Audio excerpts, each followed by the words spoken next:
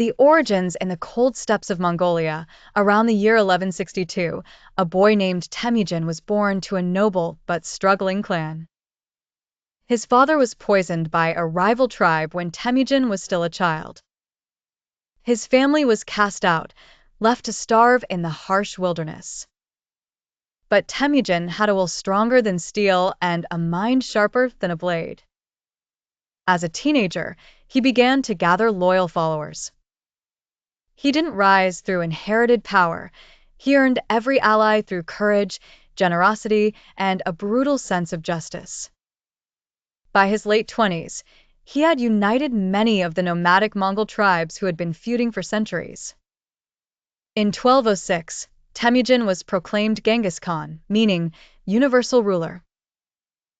The conquest begins. What followed was one of the most explosive and fast-paced military campaigns in human history. Genghis Khan created the most feared army the world had ever seen.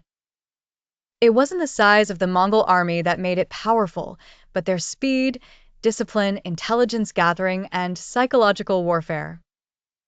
They could travel 100 miles a day on horseback, and they used horn signals, flags, and messengers to coordinate attacks over huge distances. They first targeted northern China, smashing the Jin dynasty's forces.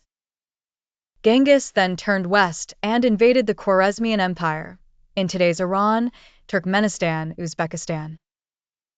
After the Khwarezmian ruler betrayed a Mongol trade delegation, Genghis Khan responded with total annihilation, wiping out entire cities.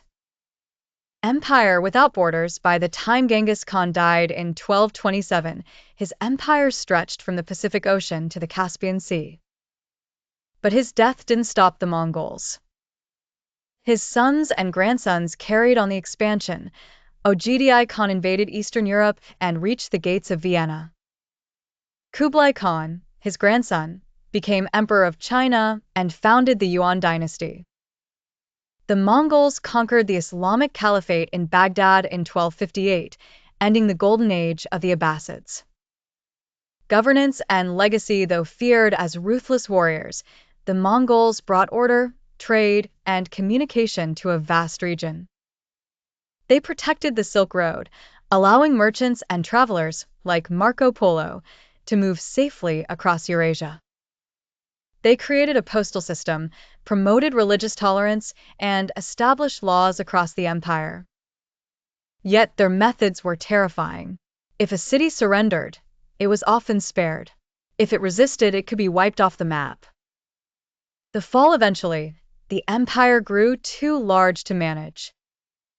Different branches of Genghis Khan's family ruled different parts: the Golden Horde, the Ilkhanate, the Yuan dynasty, and the Chagatai Khanate.